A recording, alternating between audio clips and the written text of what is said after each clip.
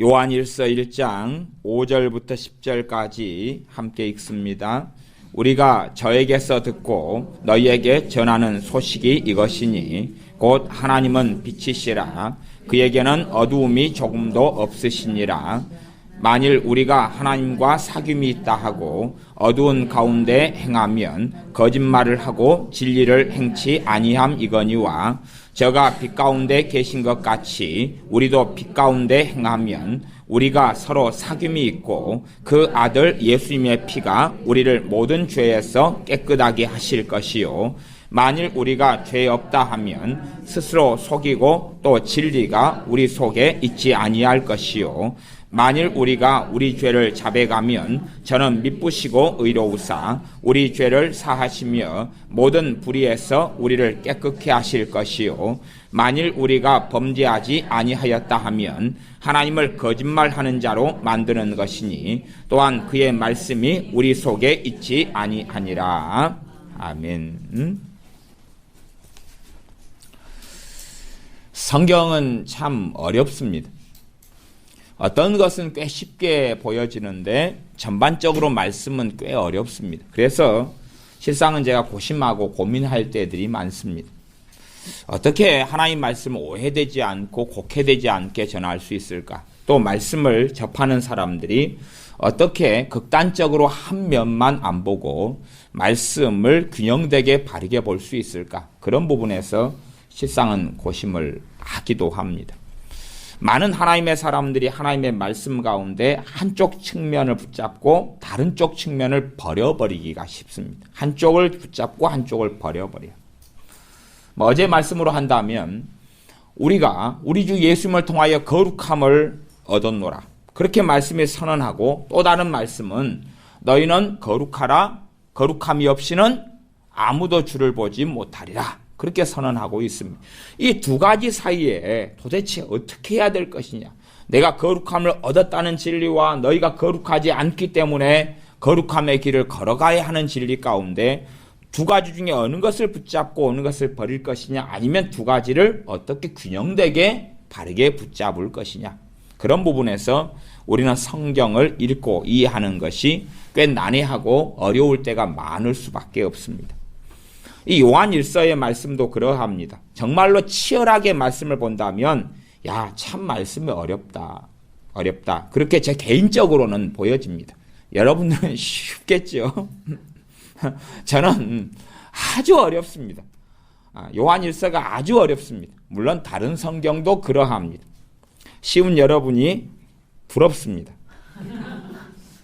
그러면 이제 제가 말씀하려는 요지가 오늘은 무엇이냐 그러면 요한일서 1장 8절부터 10절이 요지고 그 다음에 이것과 거의 상반되게 보이는 말씀이 5절 6절입니다. 5절 6절이 또 7절까지도 8절 9절 10절하고 아주 반대적인 말씀입니다. 물론 요한일서 말씀에는 그러한 것들이 왔다 갔다 합니다. 이것이 정반대로 안 보인다면 필연적으로 한 사람은 한쪽은 붙잡고 한쪽은 버리는 그러한 이상한 일이 벌어집니다. 그래서 이 상반된 진리가 함께 존재하는 그런 본문들은 꽤 사실은 어렵고 해석하기가 난해합니다. 물론 한쪽은 붙잡고 다른 쪽을 버려버리는 사람 입장에서는 난해한 것이 아니라 오히려 쉽게 느껴질 수는 있겠습니다. 그러면 요한일서 1장 8절에 보면 만일 우리가 죄 없다 하면 스스로 속이고 또 진리가 우리 속에 있지 아니할 것이요 그랬습니다. 그러면 요한일서의 저자는 누굽니까? 사도 요한이죠. 누구보다 주님과 가까운 사람, 누구보다 하나님의 영광을 위해 살았던 사람, 그의 열망과 소원은 오직 우리 주 예수님밖에는 남지 않은 사람이 사도 요한입니다. 그런데 사도 요한을 포함해서 사도 요한의 메시지와 말씀을 듣고 이 요한 일서라는 서신서들을 받는 사람하고 또한 서신서를 기록하는데 하나님께 쓰셨던 사도 요한하고 이 양자를 가리켜서 우리라고 하는 것입니다. 사도 요한을 포함해서 우리라고 하면서 뭐라고 말씀하냐 그러면 우리가 죄가 없다고 하면 스스로 속이고 또 진리가 우리 속에 있지 아니할 것이다 라고 선언합니다. 말하자면 사도 요한의 삶 가운데도 아직 죄가 남아있다는 이야기입니까? 안 남아있다는 이야기입니까? 죄가 남아있다는 이야기고 아직도 회개해야 될 것이 있다는 이야기입니다. 사람들은 진솔하지 못한 부분이 있습니다. 사람에게는 내가 솔직하는 것에 대해서는 꽤 주의해야 될 때들이 많습니다. 정말로 내가 가진 죄의 문제, 내가 가진 실패, 내가 가진 어리석음, 내가 가진 자빠짐을 함께 신앙생활하는 동료에게 과연 말해야 될 것인가? 그것을 말하는 것은 정말로 어렵고 어렵습니다. 그래서 대부분은 감출 수밖에 없는 현실 속에 있습니다. 그러나 사람에게는 감추는 것이 문제는 하나님에게까지 감추는 것이 되어져 버리고 맙니다. 물론 우리는 압니다. 하나님께서는 다 알고 계시다는 사실을. 그러나 그 죄의 문제를 가지고 하나님께 나아가는 것을 멈추어 버린다는 사실입니다. 왜 멈추냐 그러면 어떤 죄의 문제가 계속하여 반복돼 가거든요. 반복돼 가는 것입니다. 아주 심각하지 않은 혈기의 문제와 분노의 문제를 가지고 있다 그러면 그런 사람은 아마 그런 성질과 분노가 나타나면 하나님께 회개로 나아갑니다. 심각하지 않은 분노, 그런 경우는 잘못했습니다. 그리고 회개 기도합니다. 그런데 자기가 보기에 내 수준은 심각하다, 그런 문제의 혈기와 분노를 가지고 있다 그러면 한 번, 두 번은 가지고 나아갑니다. 한 번, 두 번은 언제냐 그러면 이제 갓 예수님을 믿기 시작했어요. 갓 예수님을 믿기 시작했어요. 믿기 시작한 다음에 성령 충만을 받았을 수도 있어요. 성령 세례를 받았을 수 있어요. 기쁨이 있고 평안이 있고 감격이 있고 회개가 터졌을 수 있어요. 그래서 얼마 동안은 내가 변했구나, 얼마 동안은 내가 정말 달라졌구나 그렇게 생각했는데 한 일주일 지난 다음에 다시 분노가 치밀어 오르고 상을 엎어버렸습니다. 그 다음에 회개하고 나갑니다. 하나님, 왜 내 못돼 먹은 내가 달라지지 않았을까요? 왜 변화되지 않았을까요? 회개하고 나아가요. 그런데 또 이틀 지난 다음에 또 다시 혈기가 충만해가지고 이놈 저놈 저놈 개놈 잡놈 그리고 막 욕을 했다 그 말입니다. 아이고 내 부정한 입술을 어떻게 하나. 그리고 두 번도 회개하고 나갔는데 이제는 시간이 그 다음날 또 분노가 충천해서 자기 마누라를 지금까지 배워왔던 유도 실력으로 엎어치기 매치기를 해버렸습니다. 씨름인가요? 하여튼 유도로 그냥 엎어치기를 마누라를 해버리고 말았어요. 아니 그 전에 일주일 만에 분노가 터지더니 이제는 이틀 만에 터지더니 하루 만에 터졌어요. 그 정도 되니까 하나님께 죄를 회개하고 고백하고 나아가는 것이 어렵더라 그 말이에요. 그 다음에는 하루, 이틀, 3일, 일주일, 5일, 때로는 2주 동안은 조용했다가 또 터지는 심각한 분노를 하나님께 가지고 나아가는 것을 멈춰버리고 포기해버리고 맙니다. 언제까지 그러냐 그러면 이 심각한 것을 해결하기 전까지는 나도 양심이 있지, 송구하고 미안해서 하나님께 못 나아가겠다. 하나님 이것을 다 해결한 다음에 나아가겠습니다. 그러니 이쪽 똥통 구덩이는 하나님도 일단 침묵, 나도 침묵 제껴놓고 다른 쪽에서 기도하고 다른 쪽에서 하나님께 나아갑니다. 그러나 사도 요한이 이야기하는 것은 그런 구더기가 숨겨놓지만 있다, 심지어는 다 있다 라고 말씀하시는 것이고, 그러한 부분에서 심각한 그러한 것을 하나님께 가지고 나아가는 것에 멈춰서는 안 된다고 말씀하는 것입니다. 또한 멈추어서는 안 되는데 그 전제는 뭐냐 하면 우리 주 예수님이시다는 사실입니다. 내 죄에 대한 대가가 치루어졌고 지불되었다는 것입니다. 그것이 우리가 가진 복음이고 우리가 가진 생명의 말씀 되신 주 예수 그리스도입니다. 요한일서 1장 1절부터는 우리 주님에 대해서 그렇게 말씀하고 소개하고 있습니다. 태초부터 있는 생명의 말씀에 관하여는 우리가 들은 바요, 눈으로 본 바요, 주목하고 우리 손으로 만진 바라. 이 생명이 나타내신 바 된지라 이 영원한 생명을 우리가 보았고. 누굽니까? 우리 주 예수님에 대한 말씀. 그러니 요한일서도 복음으로 시작합니다. 복된 소식인 우리 주 예수님으로 시작하고, 우리가 우리의 죄를 가지고 하나님께 나아갈 때는 반드시 아셔야 되는 것이, 그것이 내 죄에 대한 대가가 지불되었다는 것입니다. 그걸 알지 못하고 회개한다고 고백한다고 나아가는 사람은 결코 열매를 맺지 못합니다. 정말로 그렇습니다. 내가 회개로 나아가는데 그 죄가 내가 보기에 얼마나 심각한 죄이냐 그렇지 않느냐 하고는 별로 상관이 없습니다. 사람마다 기준은 다릅니다. 그지요? 정말로 분노가 머리 꼭대기까지 충만한 사람은 어지간한 분노는 대단한 분노라고 생각하지 않습니다. 그러나 분노가 별로 없는 사람은 짜증스러운 소리 한마디 가족에게 해놓고 스스로 돌아놓고 자기 입을 아이고 주둥이야 그러고 때립니다. 그러지요? 그러니까 사람마다 심각하다고 생각하는 기준이 틀립니다. 어떤 술을 잘 마시는 안수 집사님이 그런 이야기를 하시더라고요. 요즘에는 정말 감사하다고, 하나님의 은혜를 받았다고. 그래서 어떤 은혜를 받았냐 그랬더니 술이 땡기면 소주를 5병을 까는데 요즘에는 1병 정도에서 멈추게 되더라, 그런 말이. 그래서 그 양반은 1병 정도 마신 걸로는 회개 기도가 안 되고 감사가 되더라, 그 말이. 5병을 마셔야지, 그래야지만이. 그래서 자기 술 마시는 것은 이제 교회 식구들도 모르는 사람이 없대요. 어제 5병을 마셨는데 주일날 대표 기도예요. 입을 열면 술 냄새가 풀풀 나오지요. 입을 다물면 좀 경건하고. 그러니 그런 부분에서 결국은 드러나게 됐고, 한 1년은 쪽팔리더래요. 2년째부터는 담대하더라 합니다. 다 알게 된 거 어쩌겠어. 그리고 최대한 줄이려고 기도하는데 요즘은 1병만 땡길 때 마시게 된 것이 너무 감사하다. 이게 그분 수준에는 심각한 것이 5병은 돼야지만이 심각한 것이에요. 우리는 기준이 다르다, 그런 말입니다. 우리는 하나님의 기준까지 높일 수는 없지만, 그러나 우리의 죄의 문제, 내 힘으로 거룩하게 되지 않는 문제, 그것을 실상은 예수님 믿는 사람들이 다 가지고 있다는 것은 알고 계셔야 됩니다. 그것을 서로에게 말할 수는 없지만 괜히 말했다가 돌고 돌아가지고 목사님의 설교 시간에 머시기 집사님 5병씩 마시면 안 되지요.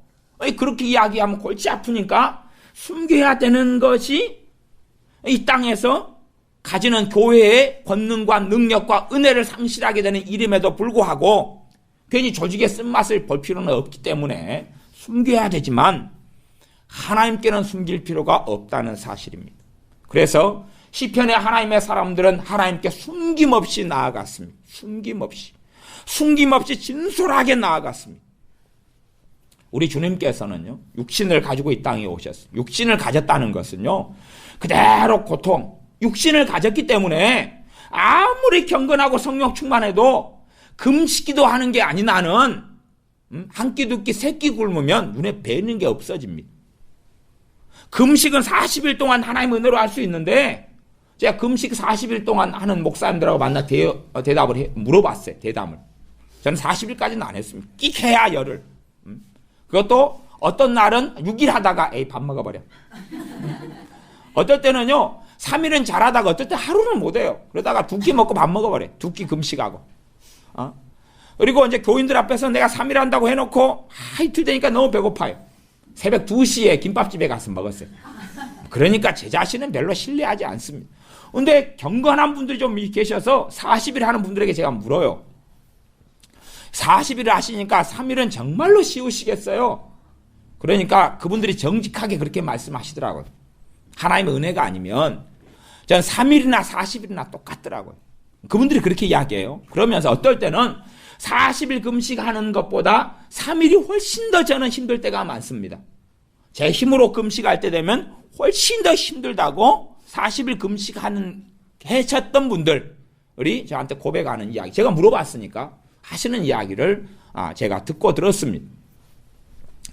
그러면 우리가 정직하게 우리의 진실에 직면한다 그러면 내가 내 힘으로 해결할 수 없는 죄들이 있다는 것, 그것을 통하여 주님께서 우리에게 요구하시며 말씀하시는 것이 근원적으로 무엇이냐 그러면 정말로 주님을 신뢰하고 의지하다가 주님께 오겠는가 하는 것입니다. 정말로 주님을 신뢰하고 의지하다가 오겠는가. 그러나 어떤 사람은 오히려 내가 해결하지 못하는 죄로 인하여서 주님에게서 더 멀어져 버리는 사람들도 있습니다. 송구하고 미안하고, 그리고 그것을 통하여 정죄를 받습니다. 내가 해결하지 못하는 죄의 문제, 내 해결하지 못하는 과거의 문제, 내가 덮어버리고 싶은 과거의 문제, 현재의 문제, 죄의 문제, 실패의 문제 때문에 하나님에게서 정죄받았다, 하나님에게서 버림을 받았다, 멀리 함을 받았다, 심지어는 이제 어느 문제까지 가냐 그러면 천국일까 지옥일까, 나는 지옥일 것 같다, 나는 천국에 들어가지 못할 것 같다, 그런 문제까지 나아가는 사람들을 많이 보게 됩니다. 그러나 우리가 해결하지 못하는 많은 문제를 주님께서는 내 의지력, 내 인격, 내 성격, 내 결단, 내 결심, 심지어는 내 기도를 통해서도 해결하지 않게 하시는 경우가 많습니다. 그게 아니라 정말로 주님의 은혜를 통하여 해결해 가기를 원하시고, 주님 내 노력으로는 안 됩니다. 분명히 이것이 거룩해져야 되는데, 거룩함이 하나님의 뜻인데, 그러나 내 능력으로는 이 부분이 해결할 수 없습니다. 항복합니다. 나는 주님을 떠나서는 가능하지 않습니다. 그러니 주님 도와주십시오. 주님의 은혜만으로 가능합니다. 그렇게 해서 거룩한 길을 걷기를 원하신다는 사실입니다. 내가 실패하는 그것을, 내가 이 똥구덩이처럼 더러워진 그것을 100번을 가지고 주님께 나아가도 주님께서는 한 번처럼 받아주시는 것을 저나 여러분은 믿으셔야 됩니다. 1000번을 그걸 가지고 나아가도 처음처럼 받아주시는 것을 저나 여러분은 믿으셔야 됩니다. 심지어 저나 여러분이 그 해결되지 않는 똑같이 반복되어지는 죄를 10,000번을 지었다, 그 다음에 처음처럼 나아갈 수 있다면 저는 정확하게 그렇게 믿는 믿음을 가지고 있습니다. 그 문제는 해결될 것이다. 그 문제는 자유케 될 것이다. 10,000번을 그대로 용서해 주시는 주님을 경험하고 만난다면, 주님께 회개의 기도할 때에 항상 선은 먼저냐, 선이 무엇이냐, 어떠한 것으로 회개해야 되느냐, 용서해 주시는 주님, 용서하신 주님을 믿지 않고서는 절대 회개는 안 됩니다. 그건 아셔야 됩니다.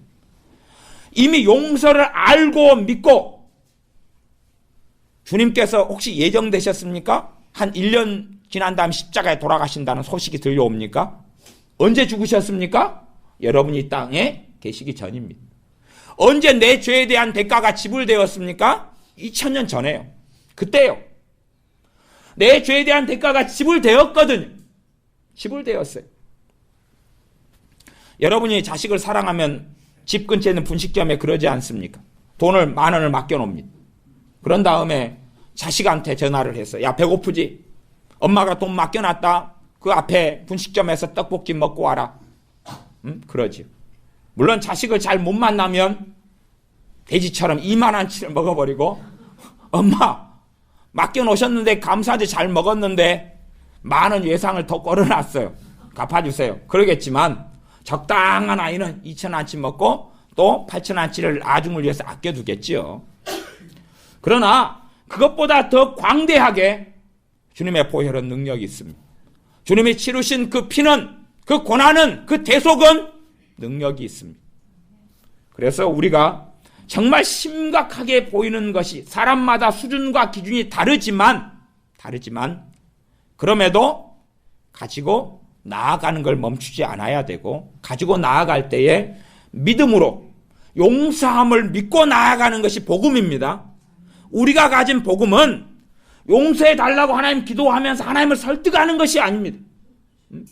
꼭 자식이 엄마 앞에 가서 잘못했다고 눈물을 찍어 바르면서 서러운 표정을 짓고, 배고픈 표정을 짓고, 잘못했다고 후회하는 표정을 짓고, 그렇게 서러움을 가지고 그렇게 해서 엄마의 마음을 감동시켜서 용서받는 것이 아닙니다. 그건 우리가 가진 복음이 아닙니다. 우리가 가진 복음은 담대하게 용서하시고 은혜 주시는 그 보좌 앞에 나아가는 것이, 저나 여러분이 우리 주 예수를 믿는 믿음을 통하여 가지게 되는 은혜의 복음, 용서의 복음, 화해의 복음입니다. 제가 죄를 마음껏 그리스도인들이 지어가라 하는 이야기를 지금 하고 있지 않습니다. 모든 그리스도인들은 죄 문제로 고통한다는 것을 이야기하고, 그것을 지금 요한일서 1장 8절에서 사도 요한이 이야기하고 있는 것입니다. 그냥 평범한 저나 여러분이 그런 이야기를 한다 그러면 우리는 급수가 안 되니까 당연히 그래. 그러지만 이 급수가 되는 분이 이야기하고 계시다 그 말이. 급수가 되는 분이 우리가 죄 없다 하면 하나님을 거짓말장이로 만드는 것이다. 우리가 죄 없다 하면 하나님을 속이고 있는 것이다. 말하자면 사도 요한 자신이 나 100% 완벽하게 되었어, 나는 100% 거룩하게 되었어, 완전 성화가 되었으라고 사도 요한 자신이 주장한다면 그것은 사도 요한 자신이 하나님을 거짓말장이로 만드는 것이며 하나님을 지금 속이고 있고 진실하지 못하다는 것을 이야기하는 것이다라고 성경이 기록해 놓았다 그 말이에요.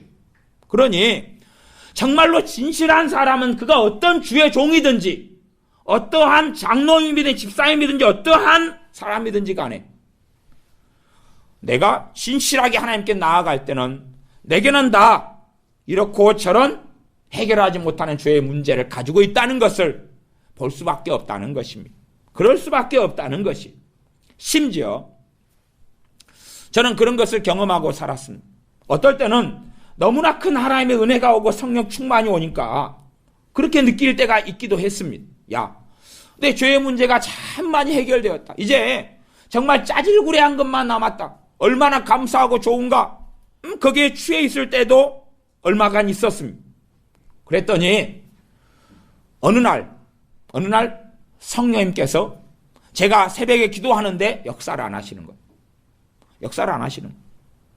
제 더러운 그 성질머리가 많이 정리됐다 그러는데 새벽 기도 끝나자마자 길 가다가 누군가 부딪히니까 열받기 시작하는 거예요. 저는 그게 5년 전에 정리됐다고 생각했어요. 새벽에 일어나 기도할 때부터 성령 역사를 안 하시는 거예요. 그러니 저는 결국은 주님과 멀어져 있고 주님의 능력은 공급되지 않는 상태예요. 그 상태가 되는데 하루 종일 내 못돼 먹은 제 성질머리와 만나게 되고 더러운 제 입술하고 만나게 되고 그리고 별로 거룩하지 못한 생각들이 끊임없이 저를 사로잡고 불평이 나오고 불만이 나오고 제 특기가 뭐냐 그러면 약점을 발견하면 칼로 옆구리 찔러버리기. 누가 말을 좀 잘못하면 꼬투리 잡으면 4절까지 노래 부르기. 10절까지 공격하기. 3일 동안 그것을 가지고 계속 쪼아대기가 제 문제거든요. 물론 여러 문제 가운데 그 정도는 굉장히 사소한 문제입니다. 저도 용납이 돼. 애국가 4절까지 불러요. 상대방이 어떤 잘못을 했다 그러면 일주일 내내 써먹어요. 누가 뱃살 문제가 나타났다 그러면 1년 내내 써먹어요. 그 정도는 이제 저한테는 사소한 문제가 됐어요. 사소한 제 문제. 그런데 그런 것도 많이 넘었다 생각했는데 넘지 못하고 제 입에서 계속 하여 상대방이 아픈 이야기, 약점이 되는 이야기, 말 실수를 좀 하면 꼬투리 잡는 것, 계속 그런 게 나타나는 거예요. 한 2, 3일 괴로움을 당하다가 항복했죠. 저는 거룩하게 된 줄 알았는데 주님께서 저를 사랑하셨고 불쌍히 여기셨고 제게 은혜를 지금 더 많이 베풀어 주고 계시기 때문에 제가 좀 더 나은 것처럼 제 수준에서 보였다는 거지요.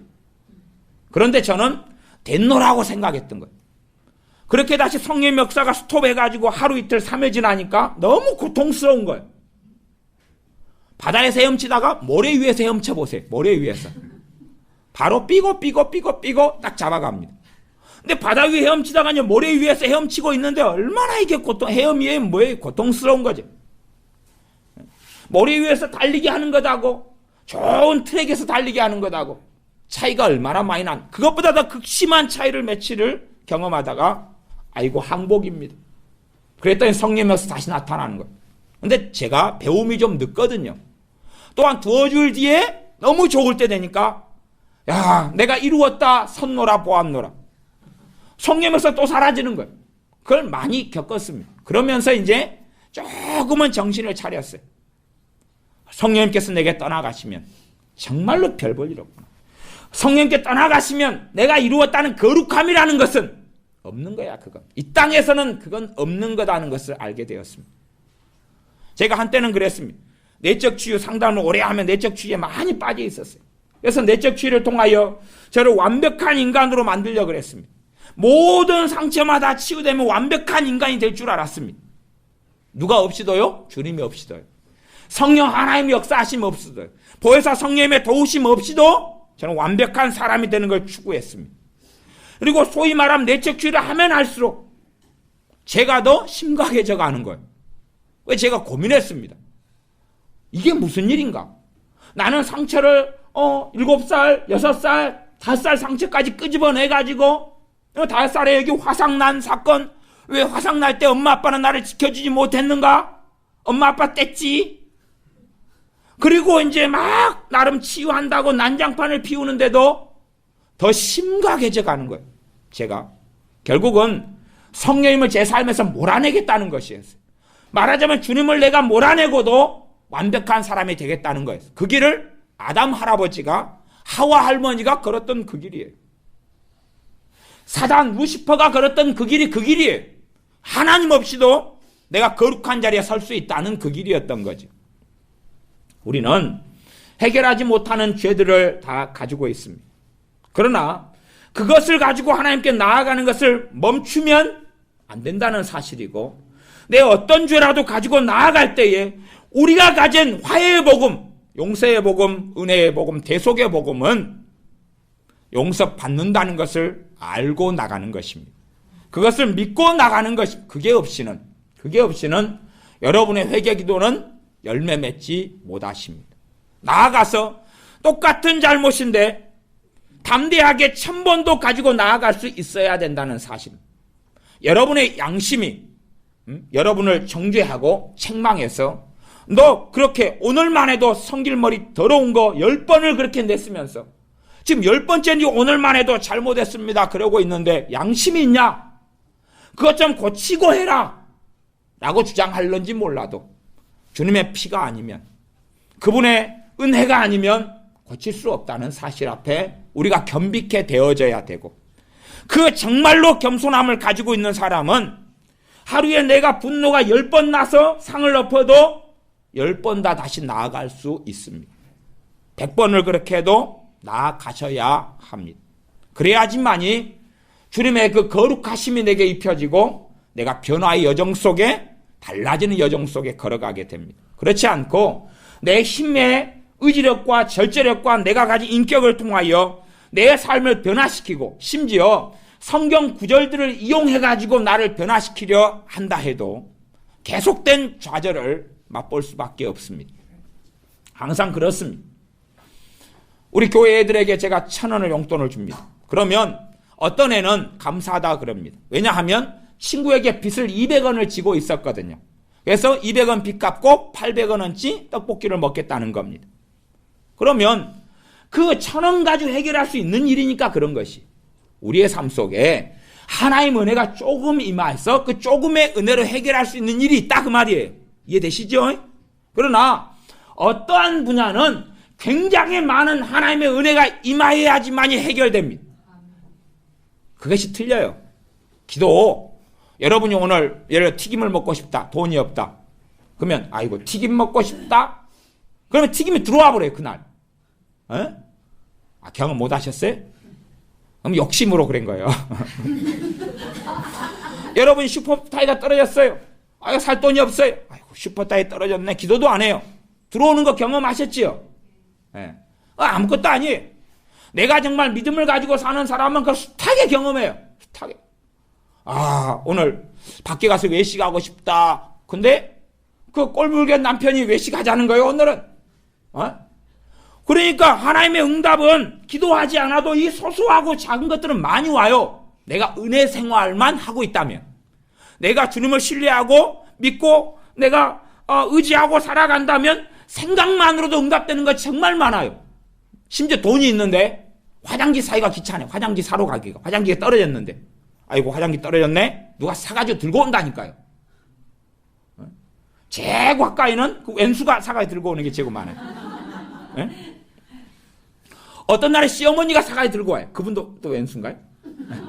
어쨌든 그렇게 해결돼요. 그러나 작은 문제니까 그렇고 큰 문제는 그것 가지고는 안 되는 것입니다.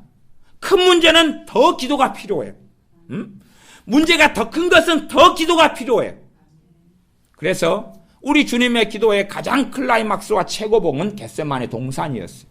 왜? 우리를 위한 대속의 사역은 주님의 정말로 땀방울이 핏방울 되는 그 기도가 없어서는 이루실 수가 없으셨기 때문에 그래요.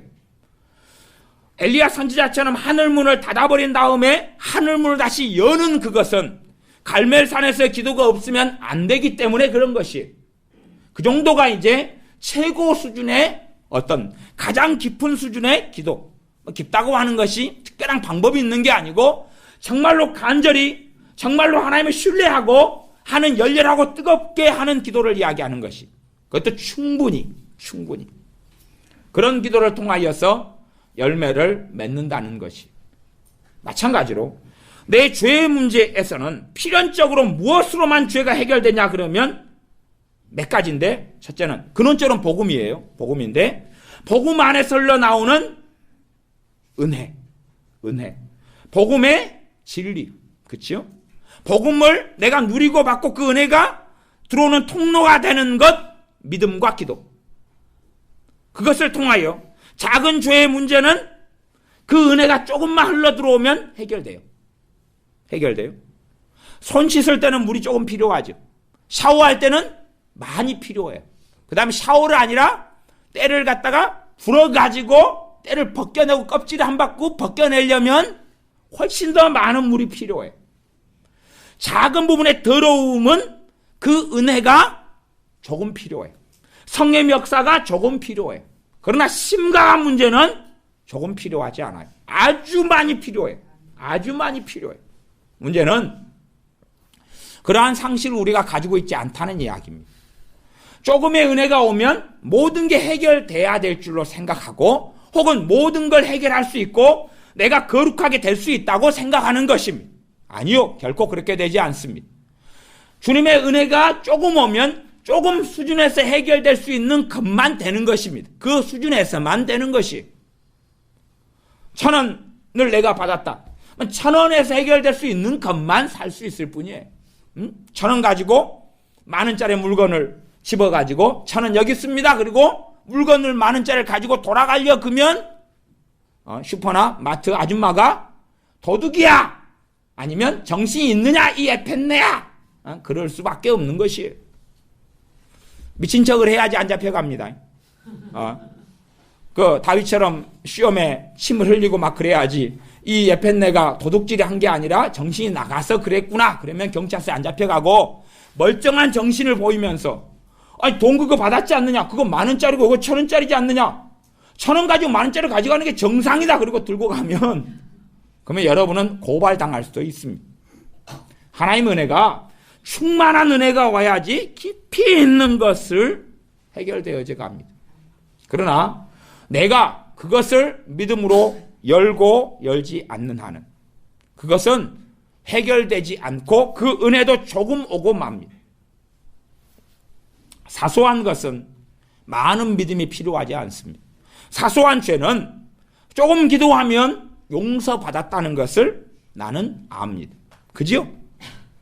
용서받았다는 걸 안다는 것은 뭐냐 하면 두 번 생각이 안 나요. 그치요? 말 실수했어요. 아이고 주님, 아까 제가 왜 말을 실수했을까요? 두 번 생각이 안 나요, 그 다음에. 근데 심각한 것은 회개해놓고 또 회개하게 돼요. 심각한 것은 또 회개해놓고 또 회개하게 돼요. 지금. 심지어는 10년째 회개만 반복하고 있는 경우도 있어요. 그러면서 기도합니다. 하나님께 묻습니다. 언제쯤이나 저를 용서해 주실런지요. 앞으로 제가 10년 동안 더 잘못했다고 그래야지 용서해 주시겠습니까? 그럽니다. 유감스럽게 그런 분은 30년 동안 더 용서해 달라고 해도 용서를 받지 못합니다. 용서는 이미 선언되어 있기 때문에 그렇습니다. 여러분이 성경을 정확하게 보셔야 됩니다. 용서에 대해서 어떻게 말씀이 되어져 있는가. 그래서 어제 저녁에는 구약 성경에서 말씀을 중심으로 살펴보면서 하나님께서 어떤 분이시며 용서하기를 어떻게 기뻐하시며 즐겨하시는 하나님이었는가 하는 미가서 7장의 본문부터 시편으로 갔다가 히브리서로 좀 돌아와서 말씀을 마쳤었지요. 굉장히 지겨웠을 것 같습니다. 설교가 1시간 50분이 넘어서 저도 이제 절제를 좀 배워야 될 때가 된 것 같습니다. 자, 봐보자고요. 그럼 일단은 2장으로 먼저 넘어가서 봐보겠습니다. 요한 1서의 성경 장절은 사람의 편리상 나누어진 것이고 이 장절이 나누어진 건 본래가 없다. 그건 우리가 다 알고 있는 상식입니다. 요한 1서 1장 10절까지 갔다가 2장 1절로 가는 것은 계속하여 이어지는 것인데 2장 1절에 그렇게 말합니다. 나의 자녀들아 그런 걸 보니 사도 요한이 정말로 주님 안에서 자녀를 삼은 사람들에게 지금 이 진리의 말씀을 증거하고 있다는 걸 알 수가 있어요. 자신의 영적인 자녀들, 아이들 정말로 내 자식으로 삼아서 기도해주고 사랑해주고 말씀으로 양육하고 했던, 그리고 이 사도 요한이 이때쯤 되니까 아주 노사도 정도는 되었던 시대였지 않는가. 그러지 자기가 35살이면서 나의 자녀들아 그러면 50살 된 집사님이 어이고 젊은 목사님이 벌써 정신이 헬롱헬롱. 자기가 50살이면 70살 된 할머니 권사님한테 나의 자녀들아 그러면 어떻게 하겠어요? 이게 누구보다도 나이가 많은 때였다, 이런 상식을 가져볼 수 있겠죠. 나의 자녀들아 내가 이것을 너희에게 쓰면, 그 성경을 기록하는 이유를 지금 밝히고 있는 것입니다. 기록하는 이유를 밝히고 있는데, 쓰면 너희로 죄를 범치 않게 하려 함이라. 죄를 범하지 않게 하려고 썼다. 거기에는 두 가지 뜻이 있어요. 물론 더 많은 뜻이 있다고 볼 수 있지만 그냥 우리 이해상, 하나는 얼마든지 우리는 예수를 믿는데도 불구하고 죄를 지을 수 있다. 죄를 지을 수 있다는 것, 그거 하나. 그 다음에 이제 죄를 정리하고 끊어가야 되는 부분 하나. 물론 더 많은 이야기를 할 수 있습니다. 너희로 죄를 범치 않게 하려 함이라. 이게 쓰는 목적이다. 그런데 그 다음에 이제 나오는 말씀이 있어요. 만일 누가 죄를 범하면 죄를 지을 수 있다는 거죠. 그렇죠? 예수 믿는 사람이 누가 죄를 짓는다 그 말이에요. 죄를 범하면 아버지 앞에서 우리에게 대언자가 있으니 곧 의로우신 예수 그리스도시라. 누가 죄를 지으면 아버지 앞에서 우리에게 누가 있다고 이야기합니까? 대언자가 있다고 이야기해요. 대언자는 대제사장, 중보자, 이 모든 것을 포함한 것입니다. 다른 말로 보혜사라고 번역되기도 합니다. 나를 돕는, 내 죄짐을 담당해 주시는 나의 구원자, 나의 대속주, 나의 중보자, 나의 대제사장이 있다는 이야기입니다. 그분이 계신데 곧 의로우신 예수 그리스도시라. 누가 죄를 범하면 아버지 앞에서 우리에게 대언자가 있다. 내가 지금 그리스도인으로서 죄를 짓고 있으면 이 복음은 뭐라고 선포하냐 그러면, 너희가 아버지 앞에 그 죄를 가지고 서 있는데 너희의 대언자가 있다라고 선언하고 있는 것이고, 이것을 사도 요한은 다시금 밝히고 있는 것입니다. 죄의 문제를 해결하고 거룩하게 되게 하려고, 하나님의 자녀들이 그렇게 되게 하려고 요한 1서가 기록되었다. 그런데 이 죄의 문제를 해결하는 과정 속에서는 끊임없는 자빠짐과 넘어짐과 실패를 경험할 수밖에 없다 하는 사실이에요. 이거 죄야. 예, 알겠습니다. 안 짓겠습니다. 이상. 그 다음에 다시는 죄를 안 지었더라. 어릴 때는 동화책을 보기 좋아합니다. 애들 동화책을 너무 많이 보게 하면 애들이 정신이 나갑니다. 바보가 돼버립니다. 그러니까 동화책을 너무 많이 애들 보게 하지 마십시오. 말하자면 백설공주도 2탄, 3탄, 4탄, 5탄이 있어요. 1탄은 왕자하고 만나서 행복하게 살았더라. 2탄은 뭐냐 그러면 행복하게 산지 3개월 만에 부부싸움이 대판나고 별거 시작했더라. 그게 이제 2부부터 시작하는 거예요. 그런데 그 남자를 만나서 왕자를 만나 행복하게 살았더라. 죽을 때까지. 그렇게 해서 일부가 끝난다고 생각하는 거예요. 그렇게 하니까 자기의 수고도 노력도 땀도 좌절도 실패도 없이 해피엔딩에서 끝까지 아름다운 삶. 그런 동화책을 많이 읽으면 그렇게 생각합니다. 내가 예수님 믿고 성령 충만 받은 다음에 다시는 죄를 범하지 아니하였더라. 그런 간증들을 듣고 맞아. 아멘. 부럽다. 그 거짓말입니다. 거짓말. 그런 거짓말이 어디 있습니까? 성경은 명백하게 다 이야기하지는 않습니다. 구구절절히 하나님 말씀의 어떤 사연들과 해석과 설명을 다 하지 않는 것은 너무 많습니다. 아브라함의 후손인 이스라엘 백성들이 애굽에서 400년간 이상을 430년간을 종살이를 했어요. 종살이 했는데 그 이유는 뭐냐 그러면 그 믿음 좋은 아브라함의 불신앙 때문에 그렇습니다. 그것은 창세기에 나와 있어요. 창세기에서 하나님의 말씀에 대하여 아브라함이 어떻게 믿겠습니까 했을 때에 너가 제사 지내라 라고 말씀했고, 아브라함은 우리가 다 이해하지 못하지만 하나님께서 받지 않는 제사를 지냈어요. 받지 않는 제사를 아브라함은 지냈어요. 그에 대한 내용을 자세히 이야기한다면 복잡해지니까 생략하겠습니다. 그래서 하나님께서는 아브라함의 제사를 안 받으셨어요. 그리고 캄캄한 가운데 어둠이 올 때까지 두려움 가운데 떨었어요. 아브라함은. 그때 하나님께서 아브라함의 그 잘못된 어떤 것, 잘못된 제사나 그의 불신앙이나 어떤 것 가지고 말씀하시기를, 너가 이런 연고 때문에 너 자손이 종노릇하게 될 것이다. 400년간 종노릇하게 될 것이라고 하나님이 선고하셨어요.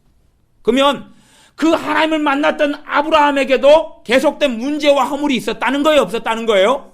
있었다는 거죠. 계속된 문제와 허물이 있었어요. 사도들은 다 주님께로부터 권능과 능력을 받았어요. 병을 치유하고 귀신을 쫓아내고 복음을 전하고 주님을 만났어요. 그 쓸모없는 대부분의 사도들, 어부 출신들부터 해서 사도가 되었어요. 주님과 함께 공생의 세월을 살아나가면서 그들은 얼마나 실패하고 믿음이 없고 좌절하고 두려워하고 떱니까? 겪지 않습니까? 예수를 믿었던 이 사도들이 그때부터 완벽한 사람이 되었다. 그 중에 하나는, 가룟 유다는 주님을 배신하고 팔아버리며 영원한 멸망 속에 들어가 버립니다. 물론 가룟 유다는 그렇게 했으나 다른 11명의 제자들은 주님을 버리고 도망가 버리는 것을 보지 않습니다. 그렇다 해서 우리가 이 사도들 11명 다 지옥, 그러면 이제 주님께서 부활하신 다음에 또 사도 뽑아야지요. 그렇죠? 사도들이 주님 부인하고 도망갔는데 그들은 지옥으로 판결나지 않습니다. 그렇게 판결나지 않고 주님께서 찾아오시죠. 부활하신 다음에 찾아오시는 걸 여러분은 성경에서 보지 않습니까? 그러지 않습니까?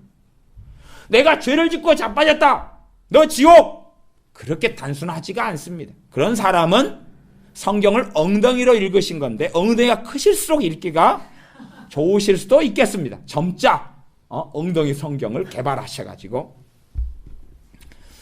성경은 그렇게 되어 있지 않습니다. 무수히 많은 하나님의 사람들이 믿음의 여정 속에 자빠지고 넘어지고 자빠지고 넘어집니다. 요나서를 우리는 읽습니다. 요나서의 결말은 없습니다. 하나님과 요나가 계속하여 싸우고 있더라, 그리고 끝납니다. 그러지요? 그 놀라운 하나님의 선지자 요나 선지자가, 그 선지자 가운데 요나 선지자 같은 사람은 일어난 적이 없습니다. 정말로 그렇습니다. 왜 그러냐 그러면 다른 선지자들이 말씀을 전할 때 누가 회개가 일어납니까? 안 일어나죠. 하나님께서 요나 선지자를 꼭 집어가지고 보내려는 이유는 그런 놀라운 말씀의 권능이 임한 사람이기 때문에 그렇습니다. 주님을 너무나 깊이 있게 안 사람이기 때문에 그렇습니다. 그래서 니느웨로 가라는 것입니다. 가서 멸망을 선포하라는 것입니다. 선포하고 선고하라 그랬는데 하나님의 뜻을 이미 다 알아버렸어요. 저희 교회에는 제 뱃속에 기생충이, 회충과 기생충이 몇 사람이 있습니다. 그래서 저를 잘 알아요. 뭔 말만 하면 목사님의 의도가 어디에 있다는 것을 읽어내는 사람들이 있어요. 그러면서 하는 말이 그렇게 말해요. 신령하게, 저는 목사님 뱃속에 기생충입니다. 해충입니다. 언제 나왔냐? 요나 선지자는 하나님의 뜻과 하나님의 원하심을 다 알아버렸어요. 그건 요나서 3장에 나와 있는 것이 다 이미 다 읽어버렸어요. 그래서 다시스로 배 타고 도망가 버리는 길을 선택해요. 그러나 물고기 뱃속으로 다시 투항. 사실은요, 요나 선지자는 하나님을 배역하고 떠나고 도망가는 와중에도 죽음을 두려워하지 않습니다. 그래서 이 태풍과 풍랑이 누구 연고냐? 그러니까 요나 선지자가 누구 때문이라 그래요? 자기 때문이라 그래요. 그리고 누구를 빠뜨리라 그래요? 아니, 지옥에 간다고 알고 있으면 빠져요, 안 빠져요? 안 빠지죠. 죽으면 원수 나라인 그 나라의 수도인 니느웨가 회개할 일도 없고 나는 천국, 걔네들은 지옥. 자기만 죽으면 해결되는 문제인 줄 알거든요. 그 사람들은 하나님의 선고대로 심판이 선고됐고 나타나 버려요. 자기는 하나님 명령에 불순종해가지고 퐁당 됐는데 임당수로 빠진 건 아니고 그 물의 지중해에 빠졌는데 자기는 어디예요? 천국이에요. 지옥 관련 하나님 명령을 어겨서 도망가는 와중에 빠지면 지옥이라고 생각하는데 그게 아니라니까요. 요나 선지자는 하나님을 알고 있기 때문에 당당한 것이, 요나 선지자가 무서운 것은 뱃속의 물고기예요. 물고기 뱃속에 들어가는 것이 무섭다니까요. 뱃속의 물고기. 그건요, 꼭쟁이를 뭐 안 떼고 먹으면 무섭다니까요. 우리 동네 안 싸셔가지고 모르시는 거예요. 제가 배를 좀 타봤는데 정말 무서운 것은 멀미입니다. 정말 무서운 건 멀미예요. 파도가 잠잠한 데서 한 하루 있으면 오바이트가 나기 시작해. 오바이트. 이틀을 지나면 오바이트가 더 심하게 막 그냥 똥물이 넘어와요. 먹은 것도 없는데 계속 신물이 넘어오고 똥물이 넘어와요. 그러니까 한 배를 일주일 타면 이제 잠잠해져요. 그래서 이제 안식이 찾아와요. 안식이. 문제는 태풍이 와요. 배가 막 요동을 쳐버리면 모든 잠잠했던 것이 다시금 역류하기 시작해요. 그래서 지옥 같은 고통을 느끼는데, 그러다가 제가 결국은 어부 생활을 접고 도망쳐가지고 육지로 이렇게 하산했어요. 땅에 발붙이고 돈 쬐깐 벌고 살아야 되겠다. 그리고 저는 그전에 목수일을 일당 6만 5천 원 받고 하다가 뱃일을 하면 돈을 더 받는다고 그래서 일단 배로 침투를 했는데 이게 멀미라는 게 너무 무서운 거예요. 그러니까요, 하나님 말씀을 어기고 그럴 때는 요나 선지자 회개 안 합니다. 근데 하나님께서 큰 물고기 준비해 뱃속에 집어넣을 때는 그 고통이 심각해요. 첫째는 숨쉬기가 곤란하다는 거예요. 산에 높은 데 올라가면 얼마나 호흡 숨쉬기가 힘들어요. 그치요? 그 다음에 아마 온도도 안 맞았을 수 있어요. 추위나 뭐 이런 거 덜덜 떨리고, 그 다음에 배고픔. 무엇보다 저는 요나 선지자가 하나님께 회개가 터진 건 멀미 때문이라고 생각해요. 뱃속의 물고기가 얼마나 요동치며 다니겠어요, 물속을. 그러니 회개가 빨리 터질 수밖에 없는 거예요. 그가 하나님 명령을 어기고 죽는 것은 두렵지 않아요. 그는 영원히 구원받는 줄 하나님을 아니까. 하나님의 인자하심과 용서하심과 자비하심을 알고 선언하고 있잖아요, 지금. 요나서 나중에 봐보세요. 3장 정도, 2장, 3장 잘 봐보세요. 1장, 2장, 3장 짧아요, 성경이. 그런데 너무 물고기가 계속 9박 10일을 다니면 어떻게 하겠어요? 빨리 항복해야죠. 회개가 터져요. 사실은 그 회개는 임시방편입니다. 임시방편이에요. 터진 다음에 다시 입 닦아버려요. 그러면서 3일 길을 가가지고 말씀을 선포해야지 다 가는 곳인데 하루밖에 안 갑니다. 하루 딱 간 다음에 그 성 건너편에 돗자리 깔고 앉아가지고 하나님 심판해보시오! 그리고 소리치고 있는 거예요. 문제는 얼마나 하나님의 권능이 강한 사람이간데 하루만 선포했는데 회개가 일어나버려요. 역사적으로 그런 사람은 거의 없습니다. 엘리야 선지자가 놀라운 권능이 있었어요. 선지자가 가면서 외치니까 회개가 터졌습니까? 요나 선지자 같은 사람 말고는 없어요. 그러니까 다른 선지자는 하나님과 좀 싸우면 그 사람 죽어요. 뭐가 없어요?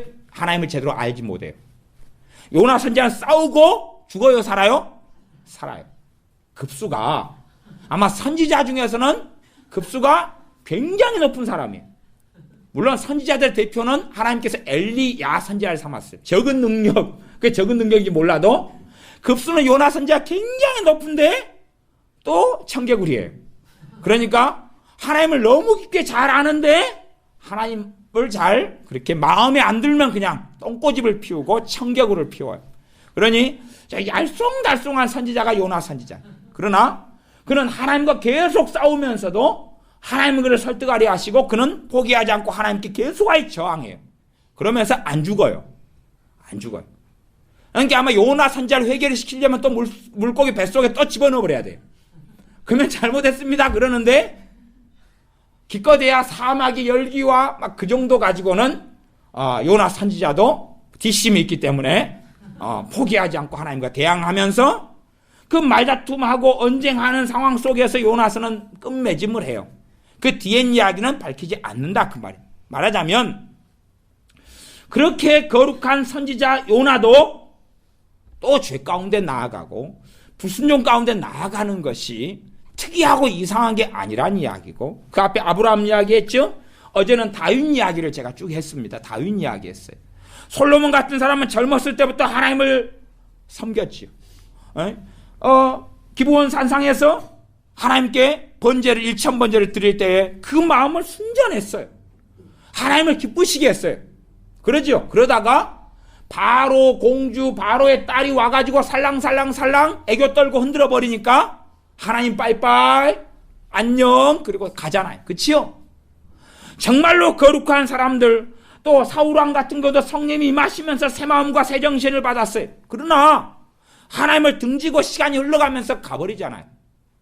얼마든지 믿는 사람들도 죄 가운데 들어갈 수 있고 실족할 수 있고 넘어질 수 있어요. 그러나 그 중에 일부는 일어나지 못했어요.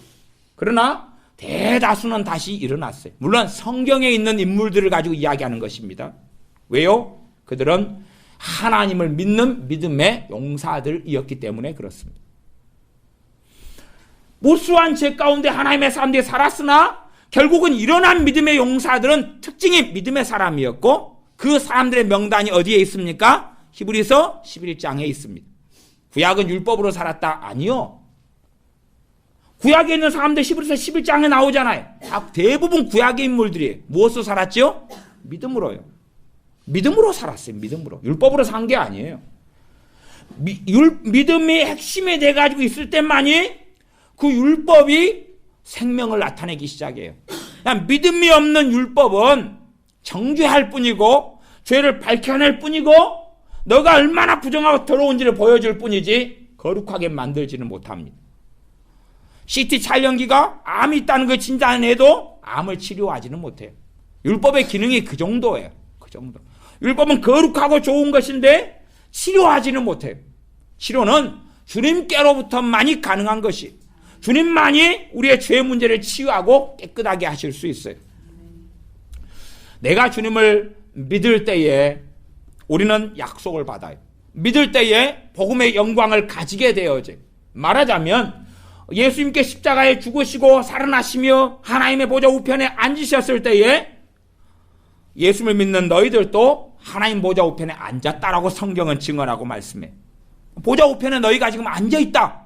그렇게 이야기해. 그러나 실제로 내 삶은 지옥 같고 어리석고 부족하고 자주 넘어지고 쓰러질 수밖에 없다는 것이.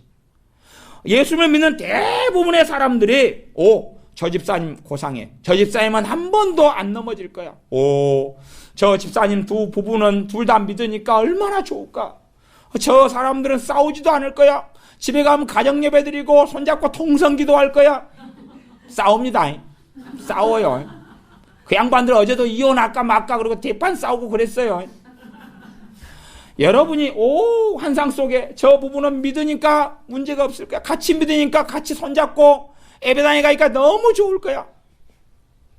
제가 어느 교회에서 전도사로 있을 때 어떤 부부가 예배당만 오면 손잡고 왔어요. 예배당만 오면 손잡고 왔어요. 그래서 야 정말 금술이 좋다. 정말로 보기가 좋다. 막 그랬어요. 남자 집사님도 교회 안에서 참 믿음이 좋으셔요. 성격도 좋으시고. 그 다음 여자 집사님 목사님 딸이에요. 그러니까 참 그래도 열심히 봉사하고 잘 섬겨요. 그래요. 그래서 예배당만 올 때는 손잡고 와요, 부부가. 그런데 제가 이제 공부를 또 못하는 애들이 그 교회가 있어가지고 제가 또 교회 애들을 좀 공부를 가르쳐줬어요. 공부를 가르치는데 그 집사님 부부의 애들이 있었어요. 그래가지고 가르치다 보니까 다 속사정을 이제 듣게 돼요. 간첩이 생긴 거죠. 속사정 다 듣게 돼요. 집에서 별거. 그리고 맨날 싸우는 거. 자기 엄마는 그냥 하여튼 뭐 복잡한 내용이 많아요. 그래가지고 특징이 위선. 단상 앞에서는 사이 좋은 척하고 집에서는 절대 그렇지 않아요. 그러니까 그렇게 살 뿐이에요. 숨기고 감추고 살 뿐이지 문제가 없는 게 아니라 그 말이에요. 문제가 없는 척할 뿐이에요. 제가 목사님들 사택에서 여러분들 집에서 함께 살았어요. 청년 때부터. 안 살았으면 그냥 목사님 댁에 출퇴근하면서 과외를 가르쳤어요. 그러니까 다 알죠. 골치 아파요. 그러니까 그냥 사모님이 두드려 맞고 패고 욕하고 뭐 그런 것은 그냥 저한테는 그깟 시험에 안 들어요. 저는 너무 흔한 일이기 때문에 아멘. 오늘은 덜 싸우시네. 하나님의 은혜로다. 지난번에는 숟가락이 날아가고 젓가락이 날아가고 상이 엎어지더니 오늘은 침 맞히기시네. 할렐루야. 그리고 저는 여유롭게 그냥 봅니다. 또 싸우고 나면 목사님 예배당을 안 나오셔요. 저는 같이 밥 먹고 사니까 알지요. 꼭 머리에다 띠를 들고 사모님이 누워 계세요. 목사님은 설교하시고 웃으시면서. 그러면 저는 감사 기도를 드려요. 왜 그러냐면요. 진짜로 사모님이 열받으시면 머리에 띠를 뚫고 교회 뒷자리에 앉아 계시거든요. 팔짱을 딱 끼시거든요. 고개를 반을 쫙 돌려가 눈을 쫙 뜨시거든요. 이때 설교할 때는 얼마나 힘들겠습니까? 근데 안 나오시고 주일날 머리만 싸매시고 누워 계시니까 오늘은 그래도 좀 낫구나. 사모님이 좀 진정을 하셨구나. 그래요. 그러니까 이런 치열한 것들을 사실은 보아오지 이게 특별한 문제가 아니에요.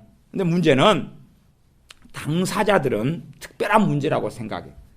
당사자들은 믿음의 여정이 그런 여정을 다 겪어가면서 결국은 성도의 승리 이김은 이것이니 성도의 믿음이니라 하는 진리 속에 살아가지 않고 그냥 한번 믿으니까 변화돼 버렸어.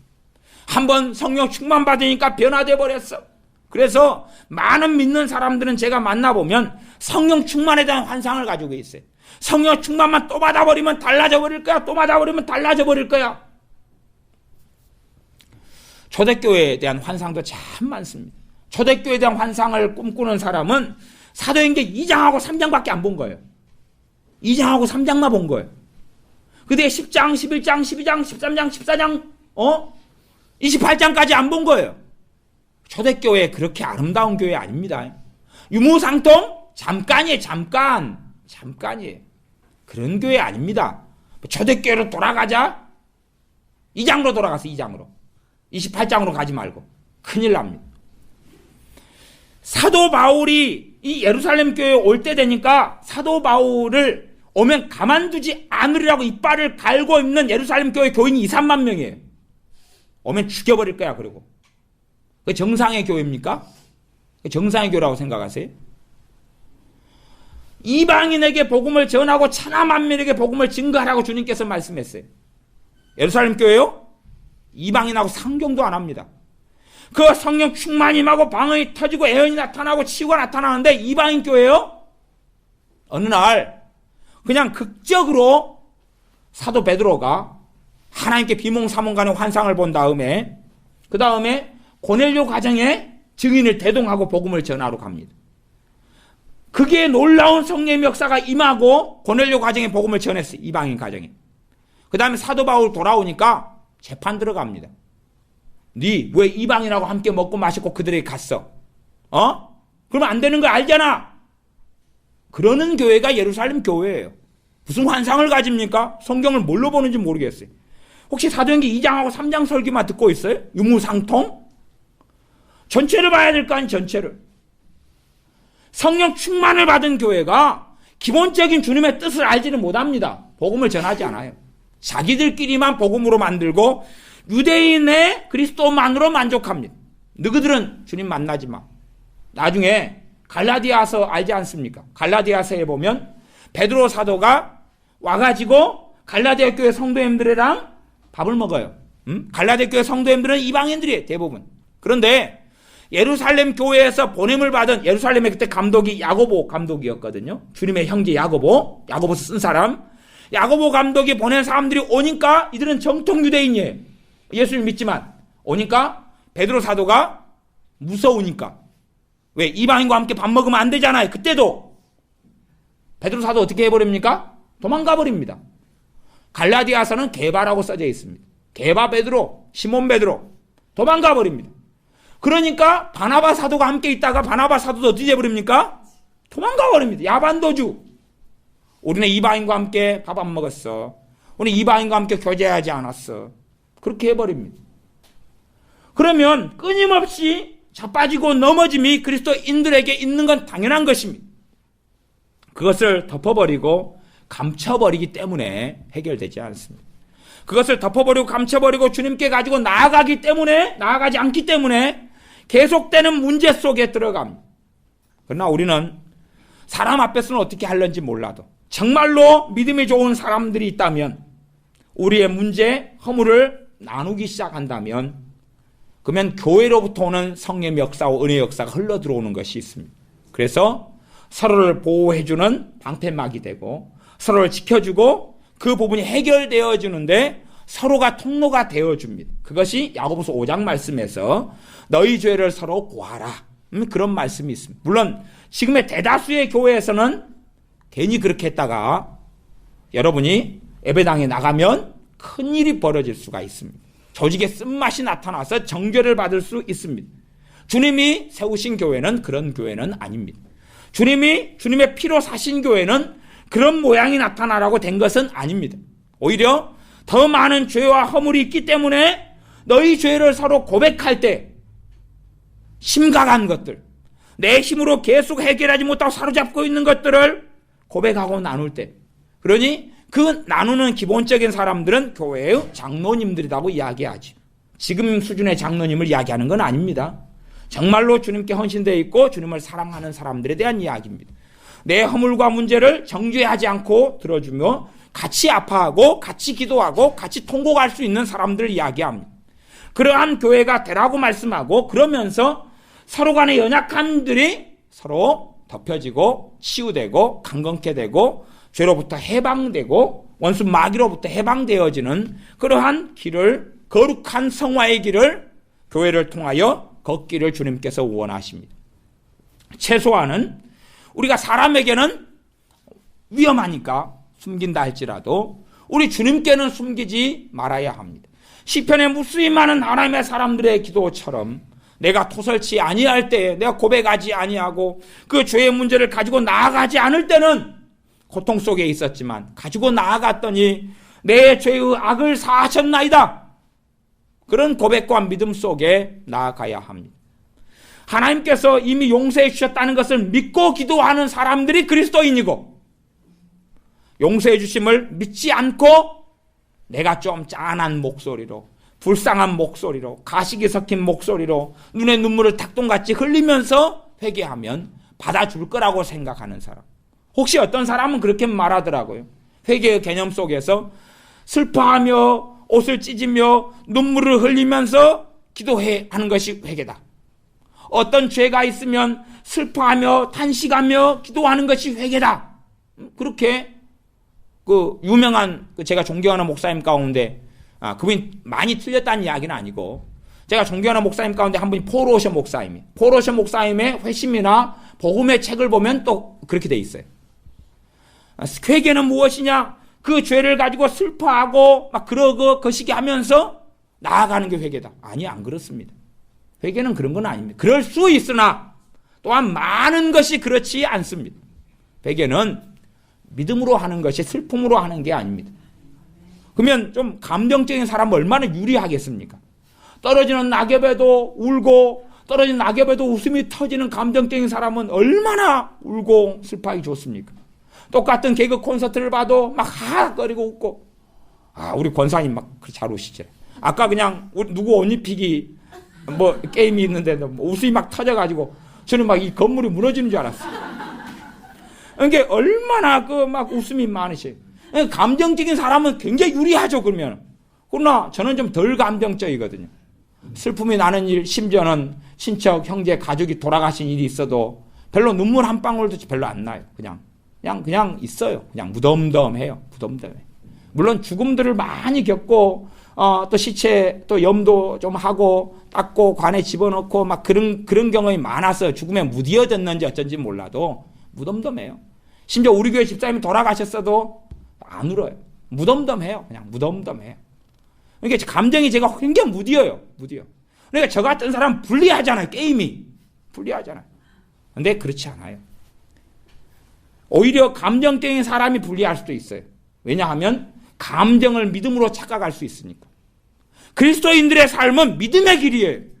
믿음은 주님께서 하신 일을 근거로 하고 하나님의 말씀을 근거로 한 삶이지 내 정서, 내 감정, 내 감동에 근거한 삶이 아니에요. 진리의 길은 그게 아닙니다. 진리가 역사해서 감동이 생길 수 있으나 열매로 감동이 먼저이고 감정적 요동이 먼저이고 거기에서 회개가 터지는 것은 아니에요. 막 감정적 요동해가 눈물이 터지는 것이 있는데 그건 회개가 아닌 경우가 많습니다. 그것은 하고 난 다음에는 답답해요. 성령으로부터 온 회개는 뭐냐 그러면 눈물이 안 날 수 있고 평안할 수 있고 아니면 단지 죄가 깨달아질 수도 있어요. 그 다음에 후련해져 가요. 후련해져 가요. 죄를 전혀 깨닫고 죄를 버릴 마음이 없는 사람들은 성령님께로부터는 회개가 없을 수 있으나 그러나 주님을 닮고 싶어하는 사람들 그러나 내 힘으로 안 되고 발버둥치는 사람들은 성령님께 죄를 깨닫게 해주셔요. 깨달으면서 자연적으로 회개로 넘어가는데 눈물이 없을 수는 있으나 마음이 시원케 되어져요. 마음이 시원케 되어지고 더 깊은 평안을 맛보아요. 회개기도 한 다음에 몸이 더 가벼워져요. 물론 살이 빠졌다 그런 이야기는 아닙니다. 몸이 더 가벼워져요. 몸이 더 가벼워지고 피곤이 좀 풀리고 막 짓눌려 있던 것이 풀려나기 시작해요. 그러나 막 감정적으로 울면서 통곡하면서 가슴을 치면서 어쨌든 옷을 막 찢으면서 여자분들은 꼭 옷 찢을 때는 겉옷을 입고 그렇게 하셔야 돼요. 괜히 그냥 블라우스 하나밖에 안 입고 계신데 그러시 하면 다 시험에 많이 들으셔요. 그러니까 어쨌든 옷을 막 찢고 그냥 머리를 막 헝클이고 뒤뜯고 해서 앞머리가 움푹 다 빠져버리고 그렇게 해서 회개가 끝났는데 막 가슴이 답답하고 힘이 빠지고 기운이 빠지고 쓰러지고 싶고 막 고통 때문에 짓눌리고 그러한 경우는 사실은 바른 회개가 아니고 어떤 자신의 감정에 심취했다 그렇게 말할 수밖에 없습니다. 물론 예외적으로 과거에 세계 1차, 2차 대각성 운동 때에 놀라운 죄에 대한 진통이 3일씩 있고 그랬던 일들은 있어요. 그러나 그것하고는 제가 자세한 설명을 두 양자 간의 차이를 안 하겠지만 꽤 많이 다릅니다. 그러니까 그런 대각성 운동 때 있었던 죄에 대한 깊은 절망과 애통 하나님이 주신 그것하고 우리가 일반적으로 경험하는 것하고는 아주 많이 다릅니다. 다르기 때문에 그것을 기준으로는 제가 설명드리지는 않겠습니다. 그래서 우리의 삶 속에 우리가 정말로 회개하게 되어질 때에 근거는 믿음으로 하는 회개가 근거입니다. 하나님의 진리의 말씀을 기반으로 하는 회개일 때만이 열매를 맺어갈 수 있습니다. 자, 그러면 이제 말씀을 좀 더 보겠습니다. 그래서 2장 1절 너희로 죄를 범치 않게 하려 함이라 만일 누가 죄를 범하면 아버지 앞에서 우리에게 대언자가 있으니 곧 의로우신 예수 그리스도시라. 2절 저는 우리 죄를 위한 화목제물이니 우리만 위할 뿐 아니요 온 세상의 죄를 위하심이라. 여기에 2절에는 두 가지 의미가 있습니다. 우리 죄를 위한 화목제물이라는 것은 그 우리에는 그리스도인들을 이야기합니다. 그 다음에 온 세상을 위한 화목제물이라는 것은 아직 믿지 않은 사람들을 이야기합니다. 내가 지금 예수님 믿는데 믿으면서 내가 짓고 있는 죄에 대한 화목제물이 주님이 되신다는 이야기를 하고 있어요. 그리스도인들에 대한 화목제물.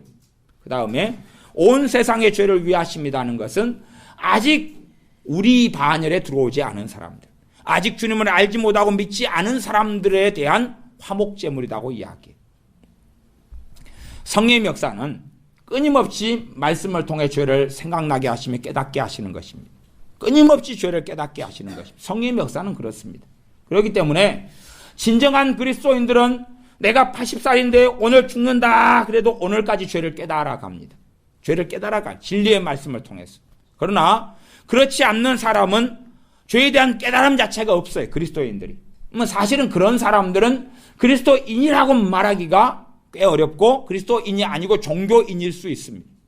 윤리적으로 죄가 무엇이라고 생각할지 몰라도 진리의 말씀을 통하여 죄가 무엇이라고 성령님은 끊임없이 깨닫게 하십니다. 그러니 죄에 대한 고통이나 죄책감이나 정죄감을 받을 수 있어요. 그리스도인들은. 문제는 내 행위와 내 삶을 근거로 해서 하나님께 나아가려는 사람들은 자빠지고 넘어지는 것이고, 그리고 주님의 말씀을 근거로 해서 나아가는 사람들은 자유케 되어져 간다는 사실입니다. 아까 제가 이야기했습니다. 각 문제는 더 큰 은혜가 필요하다. 더 큰 은혜가 필요하다. 여러분이 작은 이런 컵에 물을 담으시려면 물을 조금만 부으셔도 물잔에 물이 넘칠 거예요. 그렇지요? 그러나 그 파란색 큰 물탱크 있죠? 아프리카 위에, 아프리카가 아니라 아파트 위에 있는 거, 아파트 위에 있는 거, 옥상 위에 있는 거, 큰 물탱크에 물을 채우려면 굉장히 많이 쏟물을 공급해야 되잖아요. 그러니까 그 큰 은혜가 필요한 문제들은 더 많은 주님의 용서하심을 받아들이고 주님의 은혜를 받아들일 때에 그 문제가 해결돼 가기 시작합니다. 근데 우리는 조금 받아들이고 거기에서 해결하려고 그래요. 말하자면 밭이 1000평이 있는데 1000평이 가뭄이 들었어요. 그러니까 이 물 한 컵을 갖다가 1000평 밭에다가 가뭄이 들어 3년 동안 물이 없고 말라 쩍쩍 갈라졌는데 물 한 컵을 샥 부어요. 그러면서 할렐루야, 이제는 풍년이로세, 싹이 나기 시작할 것이로세. 그러면 나겠느냐, 그런 것이. 그 1000평 밭이 3년간 가뭄이 들었으면 정말 촉촉이 젖고 더 젖을 정도로 계속 물을 공급해야 됩니다. 그 정도 돼야지 이제 이 밭이 정신을 차리기 시작해요. 아십니까? 여러분의 밭이 정신을 좀 차리시려면 그 정도 수준에 맞는 은혜를 받아들이십시오. 그 정도 수준에 맞는 은혜를. 괜히 그냥 옆에 밭 보니까 어제도 물을 막 칼칼칼칼 공급을 했어요. 그러니까 저기는 물을 오늘 공급 안 해도 돼. 괜히 공급했다가 뿌리가 썩어볼지 모르잖아요. 식물이. 충분하니까. 그치요? 나는 그냥 빼빼 마르고 그랬는데 나도 옆에 바다하고 똑같은 수준에 살려면은 안 되죠. 어이구, 저기 물 안 먹네? 그럼 오늘 나도 물 안 먹어. 그러면 나는 죽어버리는 것이. 내게 그 은혜가 필요한 것만큼 충분히 받아들이셔야 돼요. 그것이 믿음이고 그런 것이 정말로 예수님의 사람들입니다. 고린도전서 1장을 보면 복음에 있어서 하나님께서는 연약한 자, 쓸모없는 자, 가난한 자, 비천한 자를 부르셨어요. 그러면 가난한 자, 비천한 자들이 가지고 있는 공통점은 쓴뿌리예요. 상처예요. 그렇죠? 절망이에요. 돈이 있어야 절망을 안 하지요. 재능이 좀 많아야 되는데 재능 없는 자를 불러 모았으니 얼마나 열등감은 많을 것이며 얼마나 의지력은 약할 것이며 상처는 많을 것이에요. 그런 사람을 불러놓고 너희도 완벽해. 한 번이라도 죄만 지어봐잉. 칵발로 차서 지옥으로 던져버리니까. 그러시겠냐 그 말이에요. 주님께서 제자들 물고기 잡는 정말로 그거밖에 모르는 무식한 사람들 불러놓고 죄 지어봐. 그 다음부터는 제자들 많은 거 알지? 70명 기다리고 있어. 그 다음에 너희들 잘라버리고 70명 가운데 뽑아버리고 70명 너희들 또 뒤에 500명 있어. 건수가 잡혀봐. 그러는 게 아니라 끝까지 참고 인내하시며 성경에 다 복음서에 기록되지 않았지만 제자들이 얼마나 믿음이 적었고 믿음이 없다 그러고 믿음이 적었다 그러고 시기 질투하고 주님과 함께 3년을 보냈는데 또 네가 넘냐 내가 넘냐 길가에 싸우잖아요. 주님이 다 하시면서 물으시잖아요. 뭐 가지고 싸웠어? 그러게요. 그런 주님이 다 하시고 이야기하시잖아요. 진짜 지금도 너희가 누가 높냐 낮냐 그러고 있냐? 주님의 십자가를 앞두고 있는데 제자들은 그러고 있는 거예요. 3년이 넘게 말씀을 배웠는데 그것이 우리들이 걸어가는 수준이에요. 성령님께서 임하셨다고 단번에 거룩해야 되는 길이 아니에요. 다윗은 성령님께서 임하신 사람이, 성령님께서 임하신 사람이 다윗이. 그러나 단번에 거룩한 길을 걷는 게 아닙니다. 그래서 다시 2절로 돌아가서 저는 우리 죄를 위한 화목제물이니 우리만 위할 뿐 아니라 온 세상의 죄를 위하심이라. 다시 1장으로 돌아가겠습니다. 1장 8절이죠. 8절 만일 우리가 죄 없다 하면 스스로 속이고 또 진리가 우리 속에 있지 아니할 것이요. 죄가 없다 하면 나 지금 깨끗해, 나 지금 정결해, 나 지금 죄 짓고 있는 게 없어. 그러면 스스로를 속이고 있다. 네 양심이 그걸 모르냐? 나아가서 진리가 우리 속에 있지 아니하다. 왜? 진리가 무슨 진리를 이야기합니까? 기본적으로 복음의 진리를 이야기합니다. 복음의 진리. 내가 복음을 붙잡고 있지 않는 사람이 된다, 그런 말이에요. 9절. 그 다음에는 만일 우리가 우리 죄를 자백하면 저는 미쁘시고 의로우사 우리 죄를 사하시며 모든 불의에서 우리를 깨끗게 하실 것이요. 단번에 고백과 단번에 회개와 단번에 자백으로 그렇게 되는 게 결코 아닙니다. 그런 게 어디 있습니까? 그럼 우리 오늘 하루 만에 완전 성화되기 게임 한번 해볼까요? 예? 아니, 근심 오늘 근심 용서해 주시옵소서 한번 딱 하니까 죽을 때까지 근심 끝. 그 다음 교만 용서해 주시옵소서. 죽을 때까지 교만 끝. 10분이면 그냥 완전 성화 놀이 끝나네요. 안 그러겠습니까? 정욕, 이성의 자랑, 안목의 정욕, 용서해 주시옵소서. 깨끗하게 해 주시옵소서. 끝. 깨끗하게 끝났다. 얼마나 좋겠습니까? 그런 건 없어요. 한 걸음 주님과 함께 걸어가야 되고, 그 복음의 진리를 가난한 우리들, 비천한 우리들, 무능한 우리들, 연약한 우리들은 그래서 주님 사랑하지 않고는 내가 더 주님을 닮아가는 거룩의 여정을 걸어갈 수 없는 겁니다. 복음을 단지 나 예수님 십자가에 죽으셨어, 내 죄 위에 죽으셨어, 나 예수님 믿어, 이제 천국. 그리고 이제 그 다음에는 열심히 기도해, 열심히 성경 봐, 열심히 노력해, 죄를 끊어. 그래야지 하나님이 기뻐하셔. 아니요. 우리는 복음에서 시작해서 복음으로 끝나는 것입니다. 주님이 내 알파와 주님이 내 오메가가 되시는 것이, 복음의 진리를 끝까지 붙잡아야 돼.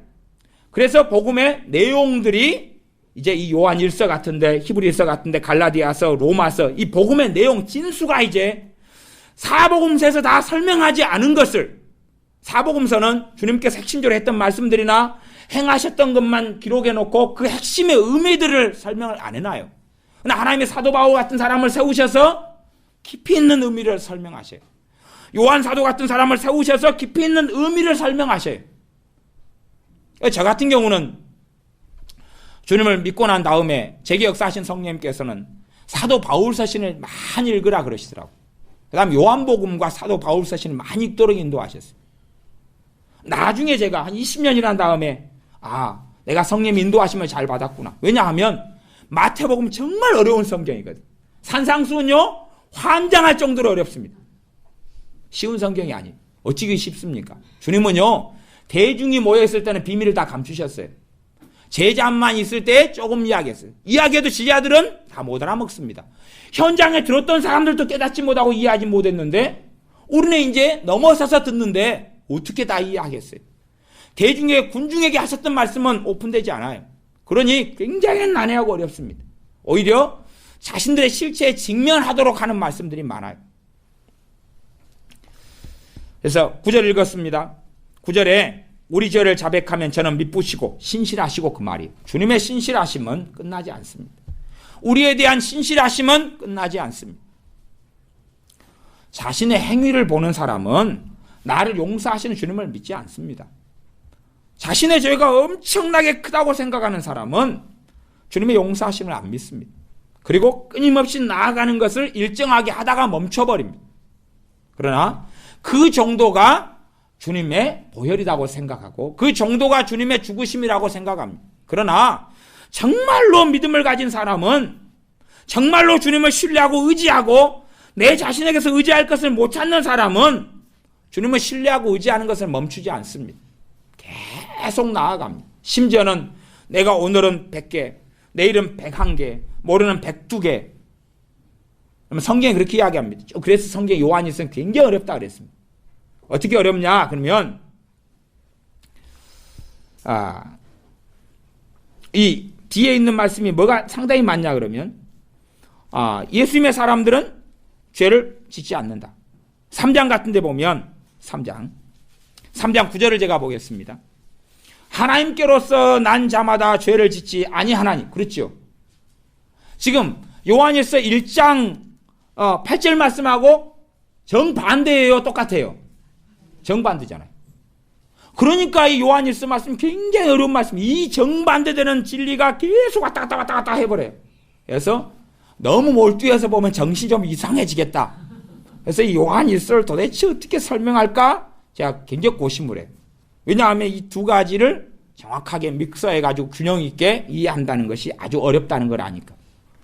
그러니까 3장 9절 말씀을 가지고 설교하는 사람은 1장 8절 말씀을 전제로 해가지고 설명해야 되는데 빼버리고 이것만 가지고 이 선에서 이걸 문자적으로만 이해해요. 성경 문자적인 해석이 중심입니다. 그러나 이쪽 말씀의 문자적인 말씀, 이쪽 말씀 문자적인 말씀이 서로 상충되는 게 아닐 거 아니에요. 요한 사도나 성령님께서 뭐 어떻게 정신이 되신 게 아니잖아요. 에? 요한 사도가 정신없는 소리를 해 노망 들었습니까? 1장에서 이렇게 이야기해놓고 3장에서 이렇게 이야기해놓고 절대 그러실 이유가 없다 그런 말이에요. 물론 요한 사도를 통해 말씀을 기록하신 분이 하나님이시기 때문에 전혀 그럴 이유가 없어요. 단지 우리가 이해력이 부족하고 잘 깨닫지 못하고 오해하고 곡해할 수밖에 없는 거예요. 그러면 하나님께로서 난 자마다 죄를 짓지 아니하나니 이는 하나님의 씨가 그의 속에 거함이요 저도 범죄치 못하는 것은 하나님께로서 났습니다. 이제 죄 안 지어? 나 죄 짓고 사니까 하나님께로 안 났구나. 이제 그런 결론이 이룰 수밖에 없잖아요. 나 지금 계속 죄 짓고 살아가니까 나 구원받지 못했어. 그렇게 될 수 있단 말이에요. 경건한 사람들일수록 그 문제를 일으켜요. 안 경건한 사람은 맨날 죄 짓고 살아가는데도 죄책감이 없어요. 에? 저는 그런 사람들한테 이야기를 안 합니다. 그런 사람들은 그렇게 살아가시고 정말로 지금 주님 앞에서 바르게 살아가려는 사람들은 끊임없는 죄책감과 문제를 가져요. 내 죄와 해결되지 않는 것을 계속 보니까 그런 분들에게 제가 말씀을 전하고 있는 것이에요. 그러면 3장 9절 같은 경우는 이제 일단은 두 가지의 설명만 제가 해드리겠습니다. 3장 9절의 첫 번째는 헬라의 동사의 문제인데 헬라의 동사는 하나님께로서 난 자마다 죄를 짓지 아니하나니 그럴 때에 헬라어 동사는 기본적으로 뭘 가지고 있냐 그러면 현재 진행 능동을 가지고 있어요. 좀 어려운 말인데 현재 진행형의 의미를 동사 안에 함께 내포해요. 그러니 번역하는 사람이 현재 진행의 의미를 담고 번역할 수도 있고 현재만으로 번역할 수도 있다 그 말이에요. 그러면 여기서는 현재 진행의 의미를 담고 번역했어야 저는 번역이 맞다. 무슨 말이냐 하면 하나님께로부터 난 사람 자마다 계속하여 죄를 짓지는 아니하나니 그렇게 계속하여 죄를 짓지 아니하나니 말하자면 죄를 짓다가 멈추죠. 세상 사람은 계속 죄 짓고 살잖아요. 그렇잖아요. 예수님의 사람은 죄 짓다가 회개하고 멈추고 죄 짓다가 회개하고 멈추고 그런 삶이 정상적으로 살아가는 그리스도인들의 삶이에요. 그러니까 계속하여 끊임없이 말하자면 내가 오늘 누구하고 끊임없이 원수 맺고 살아가고 저주하고 증오하다가 내일은 또 아이고 잘못했구나 용서해야지 막 용서하다가 다음날 또 열받으니까 이 나쁜 놈아 그리고 막 또 미워하다가 또 그 다음날 또 아이고 주님 잘못했으면 용서해 주세요 막 그러면서 또 미워하는 걸 또 멈춰가고 그러다가 또 3일 뒤에 또 기름을 누가 끼얹으니까 또다시 또 불부터 올라갔다가 물론 그것보다 훨씬 더 나아가야 되지만 최소한은 그 정도가 어떤 사람은 30년 동안 이빨을 갈고 있어. 30년 동안. 그래서 딱 이빨을 이렇게 까보면 드라큘라 이빨처럼 쫙 죽여요. 어떤 집사님이 이웃 사람을 한 10년 동안 증오를 했어. 10년 동안. 그러니까 하나님의 은혜를 다 까먹어버렸어요. 10년 동안 증오했어. 10년 동안 이웃을 옆집에 시골에 사시는데 할머니가 그러는데 근데 이웃 사람이 비가 오면 자기 집으로 처마를 이어가지고 빗물이 자기 집에 떨어지게 해요. 응? 그 다음에 쓰레기를 꼭 자기 집의 집 대문 앞에다 버려요. 범인은 옆집밖에 없어요. 그러니까 10년 동안 이빨을 갈고 있어요. 그래서 제가 용서하셔야 됩니다. 그랬더니 그 용서해야 하셔야 돼요. 주님은 그 용서하기를 원하셔요. 그랬더니 야 그렇게 용서하라는 예수님이 나 안 믿어버린다고 교회 집사님 나가시는 거예요. 그래서 제가 얼른 고삐를 당겼죠. 워워워 진정하세요. 워워워 그리고 설명을 해드렸죠. 그분 수준에 맞춰서 집사님 복 받고 집사님 은혜 생활하고 잘 살고 자식이 잘 되기 위해서 용서하셔야 돼요. 이빨 가르셔봐야 이만 상합니다. 나이 드셔가 어떻게 하시겠어요. 그렇게 하면서 이제 쭉 설명했더니 이제 이해하시면서 은혜를 받기 시작하시더라고요. 그러면 10년 동안 그렇게 이빨을 갈았으나 이제 말씀을 차근차근 용서에 대해서 가르치니까 마음이 열려가면서 용서하는 길을 걸어가셨어요. 10년 동안 그렇게 미워하셨는데도 이제 10년 동안 하다가 죄를 계속에 안 짓고 그래서 이제 끝내는 길로 걸어갔지요. 그잖아요. 하루아침에 해결되지는 않지만 또 옆집 그 사람이 또 자기 앞에 쓰레기 봉투를 그 다음에 또 버리면 또 이씨 그러는지는 모른다 그런 말이에요. 그런 여정 속에 가지만 계속 아예 그렇게 하지 않는다. 더 근원적으로는 이 3장 9절의 말씀이 어떤 것이냐 그러면 봐보세요. 내가 어제 거짓말했어요. 그래서 어제 내가 회개했어요. 오늘 또 거짓말했어요. 내가 회개했어요. 그러면 딱 내가 인생 속에서 예수 믿고 난 다음에 어제하고 오늘 이틀만 살았다고 가정하면 내가 지금 오늘 거짓말한 것이 두 번째 거짓말이 진짜로는 두 번째예요, 첫 번째예요? 예? 첫 번째 거짓말 아닙니까? 첫 번째 거짓말 아니에요. 그러니 죄를 짓지 않는다 그 말이에요. 죄를 지었는데 또 깨끗하게 되지요. 주님의 피로 깨끗하게 되잖아요. 여러분들이 죄에 대해서 무감각해라 그런 이야기는 아니에요. 결코. 그러나 내가 가진 복음의 영광이 무엇인지를 알라 그런 말이에요. 내가 100번을 거짓말을 한 다음에 다시 나아가면 100번째 회개인데 첫 번째 회개가 되어야 된다 그런 말이에요. 첫 번째 회개가. 그것이 여러분이 싸워야 될 싸움이에요. 주님의 피로 내가 용서 받았느냐 아니면 반복해서 회개하고 있느냐. 반복해서. 예를 들어 이혼이다. 그러면 이혼 때문에 많은 경건한 많은 믿음 좋은 남자 여자들이 지금도 이혼한 다음에 10년 지나고 30년 지나서도 정죄감 죄책감 굉장히 많이 가집니다. 왜냐하면 성경을 보면 이혼에 대한 하나님의 뜻이 나와 있거든. 이혼하는 게 하나님의 뜻이 아니야.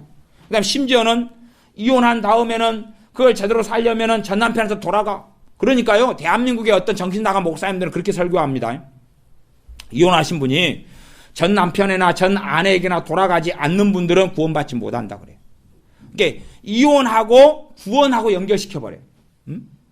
지금 하나님의 정확한 뜻을 말씀하는 것하고 그것을 어떻게 해결하라는 것이 그런 부분의 설명이 굉장히 난해하고 어려운 부분이에요. 그래서 제가 그런 부분을 다룰 때에 혹시 그것이 잘못되지 않을까 굉장히 조심하는 부분들이 있어요. 그러면 이혼이라는 죄가 있다. 그러면 그렇게 생각해보자. 일단은 그 말씀을 갖다가 이혼이라는 말씀, 이혼하지 말라는 말씀, 이혼하는 죄를 지으면 안 된다는 말씀을 사마리아 여인 그 아주머니에게 적용을 일단 시켜보자고요. 그렇죠? 사마리아 여인 그 아줌마는 몇 명째 남자입니까? 6번째 남자예요. 그죠? 그러면 일단은 주님의 이혼에 대한 말씀, 재혼에 대한 말씀을 안 들었으니까 담대한 거예요. 주님이 사마리아 우물가에 만났을 때 그 말씀 안 하셨거든요. 그런데 이제 말씀하셔요. 이제 너 엊그저께 내가 한 설교는 못 들었던 것 같은데 지금은 너가 좋고 기쁘고 구원받아서 감사하지. 근데 너 전 남편한테 돌아가야 돼. 주님 그러면 몇째 남편한테 돌아갈까요? 나도 그것이 좀 애매하다. 네 첫째 남편은 어찌 됐지? 얘 지금 그 인간이 또 딴 여자하고 결혼했다가 또 이혼하고 또 딴 여자하고 결혼해가 살고 있는데요? 그래? 또 그 여자를 발로 차고 또 들어갈 수는 없지. 둘째 남자는 어찌 됐어? 그 인간 죽었지요. 그래. 그거 다행이네, 그거. 일단 두 번째 고민이 없어졌어. 세 번째는 그 남자는 딴 여자하고 결혼 안 하고 동거하고 있던데요? 그래? 그 자리를 차고 들어갈까? 이게요, 실제 인간사 속에 들어가면 그건 문제가 심각한 거예요. 그러면 내가 예수를 믿기 전에는 괜찮고 믿은 다음에는 안 괜찮다? 또 그것도 이상한 이야기 아니에요. 진리는 그런 게 아니니까. 그러면 내가 지금 삼수했어요. 삼수. 세 번째 했단 말이에요. 세 번째. 그럼 어디로 갈까요? 그러면 그녀가 기다리고 있을까요? 아니면 그 남자가 기다리고 있을까요? 돌아가요? 어떻게 해요? 어디로요? 아니, 그게 또 말처럼 그렇게 쉬워요? 내가 돌아간다 한들 또 그 남자가 그 여자가 또 받아줘요? 나는 또 내 마음속에 또 뭐 돌아가는데 사랑은 시작돼요? 그게 그렇게 쉬워요? 이혼한 죄가 있다. 주님께 아뢰고 끝내야죠. 네? 주님께 아뢰고 끝내야지 어떻게 할 거예요? 과거를 뭘로 씻어볼까요? 내 피로 씻어볼까요? 한번 새끼손가락 입으로 한번 칵 뜯어가지고 피 부어가지고 한번 내 과거의 죄를 한번 씻어볼까요? 내 피로? 뭘로 씻을 거예요? 뭘로? 평생 그 정죄감과 죄책감을 안고 성경 그 부분 볼 때마다 안 보고 지나가죠. 접어놓고 이쪽 보면 괜히 다쳐. 응? 그래가지고 어떻게 할 거예요? 아니요. 주님의 은혜가, 주님의 사랑과 용서가 내가 생각하는 것보다 천배, 만배, 억만배예요. 내가 그 죄를 가지고 나아가고 용서받는 거예요. 끝나는 거예요. 게임을 거기서 끝내셔야 돼요. 끝내셔야 돼요. 그래서 끝내셔야지. 그러면 내 이혼이라는 것, 특별히 남자들은 덜 합니다. 남자들은 담대하거든요.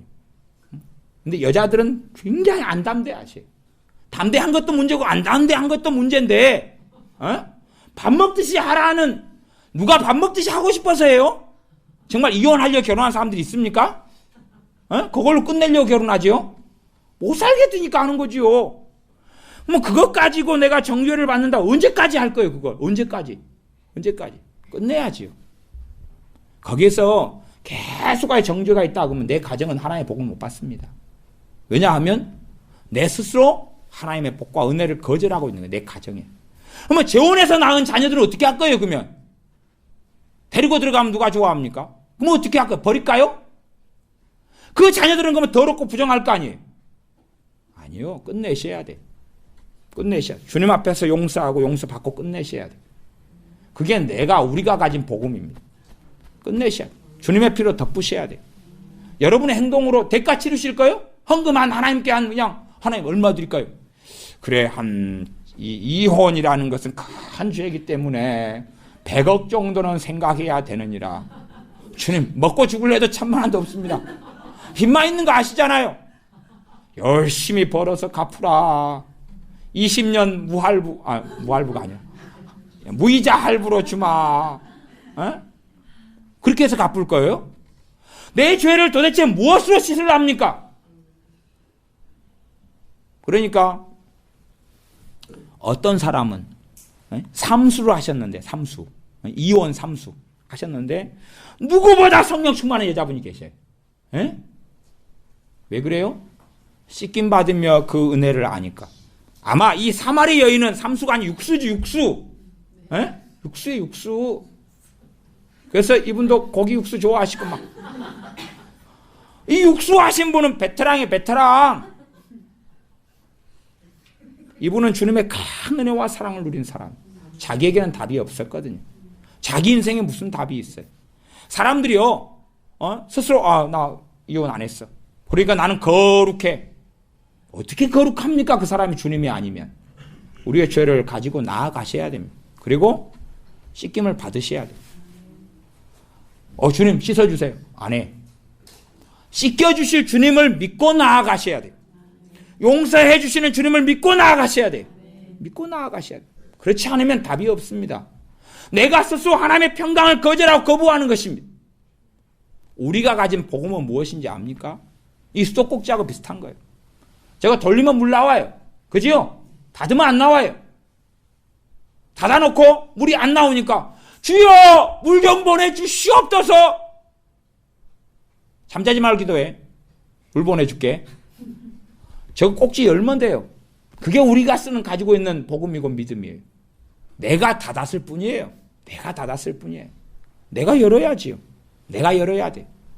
내가 열어서 그 용서가 얼마나 놀라운지, 그 사랑이 얼마나 놀라운지, 그 은혜가 얼마나 놀라운지를 증거해야 돼.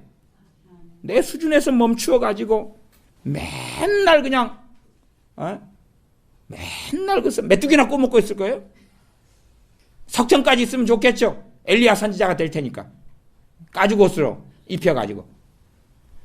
그냥 자잘히 궁상을 떨지 말고 가지고 담대하게 나아가셔야 돼요. 용서하시는 주님을 믿어야 돼요. 그 십자가의 사랑이 얼마나 놀라운지를 체험하고 경험해야 돼요. 그 정도 딱 우리가 좀 수준을 좀 낮춰가지고 그 용서하시는 그 사랑이 얼마나 놀라운지 한 1000번 정도는 체험하고 주님 만나자고요. 1000번 정도. 그러면 주님 정말로 사모할 거 아니에요. 그치요? 딱 30년 전 예수님 믿을 때 한번 체험했어요. 30년 전의 것이 생각납니까? 여러분 3일 전에 먹은 치킨 맛 생각나세요? 뭐 한 5년 전에 남편이 데리고 여행 한번 했는데 그거 살짝 기억나도 뭐 그때 먹은 음식이 기억나요? 맛이 기억납니까? 시간 지나면 잊어버리는 게 우리입니다. 아무리 내가 하나님의 기적을 맛보아도 며칠 지나면 까먹어버리는 것입니다. 날마다 그분의 사랑을 경험하셔야 내가 믿음을 열고 요한일서 1장 9절에는 용서하시는 주님을 선포하고 씻기시는 주님을 선포하고 있어요. 그러니 그걸 믿고 나아가서 자백하라는 것이, 그걸 믿고 나아가서 깨끗함을 받으라는 거예요. 그리고 그 문제가 되는 죄의 웅덩이에는 하나님의 말할 수 없는 은혜를 많이 받아들일 때 이게 이제 처리가 되는 거예요. 에? 내 옷에 조그만 얼룩이 묻었으면 이 물티슈로 닦아내면 되고, 그것만 조금만 물에 담가서 하면 돼요. 나 이 옷이 완전히 그냥 똥범벅이 됐으면 어떻게 할 거예요? 물이 더 필요합니까? 정말 많이 비전도 필요해요. 슈퍼타이도 필요하고, 물론 한 번 돌려가지고 찝찝해가지고 선택을 그렇게 하실지도 모르겠어요. 버리는 쪽으로. 아니면 깨끗이 세탁해가지고 내 자식이나 남편은 못 입히겠으니까 동생을 줘버려. 이 왼수 같은 놈. 너 입어. 동생은 너무 감사하게 받고 입겠죠. 냄새가 안 나니까. 사실 똥통에 빠졌던 옷이란다. 속으로 시원하다. 내 죄가 정말로 더러워도 너희 죄가 주홍같이 붉을지라도, 진홍같이 붉을지라도 흰 양철처럼, 흰 눈처럼 되게 해주겠다. 내가 주님의 피 속에서 그분의 십자가에서 누리는 은혜입니다. 그러니 예수님의 사람들이 주님을 사랑하지 않고는 살 수 없는 것이, 내 죄가 드러나는 자리는 주님의 복음이 역사하는 그 자리예요. 내 허물이 드러나는 그 자리는 주님의 속죄가 이루어지고 있는 그 자리예요. 우리에게는 대제사장이 계시고 우리에게는 구원주가 계십니다. 나를 위해 대가를 치르신 그분이 계셔서 그분의 그 이름을 사용하라고 주신 것이 바로 그것이에요. 내 이름으로 구하라는 것이. 내 이름으로 구하라. 이제 내가 시행하겠다. 뭐 돈 문제 이야기하는 줄 압니까? 내 더러운 문제 이야기하는 거예요. 내 거룩하지 못한 거 이야기하고, 내 허물 이야기하고, 내 부정한 거 이야기하는 것입니다. 주님이 죄 문제 해결하려고 오셨지 돈 문제 해결하려고 오신 줄 아세요? 하나님은 주님이 이 땅 십자가에 죽으시기 전에도 만복의 근원이 하나님이시에요. 모든 것은 물주가 하나님이셔요. 돈 문제 해결하려고 우리 주님 안 오셨어요. 내 죄 문제. 하나님과 내가 가로막혀 있는 것. 기도하겠습니다. 우리의 무수히 많은 허물과 어리석음과 죄가 드러날 때라도 우리는 멈추지 않고 포기하지 않고 우리의 영광의 주님께 나아갑니다.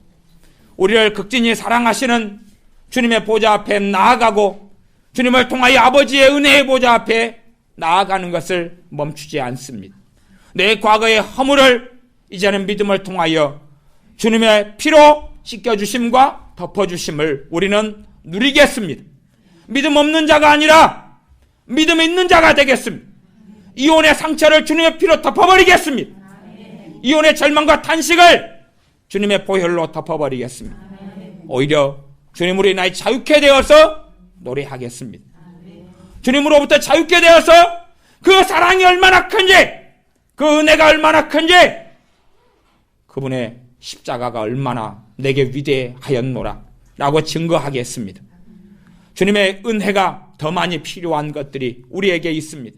우리의 무수한 많은 허물이 있는 곳, 우리의 넘어짐과 좌절과 정죄가 있는 곳, 그곳에 주님의 보혈이 필요하며 주님의 말할 수 없는 은혜가 필요하옵나니 우리가 수도꼭지를 열고 끊임없이 나오는 물을 받는 것처럼 하늘의 은혜의 소낙비와 늦은 비와 이른 비를 부어주시는 주님을 믿음을 통하여 만나겠습니다. 내 행동을 보면서 나는 이거밖에 받지 못할 거야 하지 아니하고 정말로 내가 추리하고 어리석고 부족하고 못하기 때문에 더 큰 은혜를 내가 받아야 하겠습니다. 기꺼이 주실 주님을 찬양하고 찬미합니다 라고 믿음으로 나아가겠사오니 이 시간이 주님의 깊은 은혜를 받으며 용서를 받으며 사랑을 받는 자리가 되게 하여 주시옵소서. 예수님의 이름으로 기도하옵나이다. 아멘.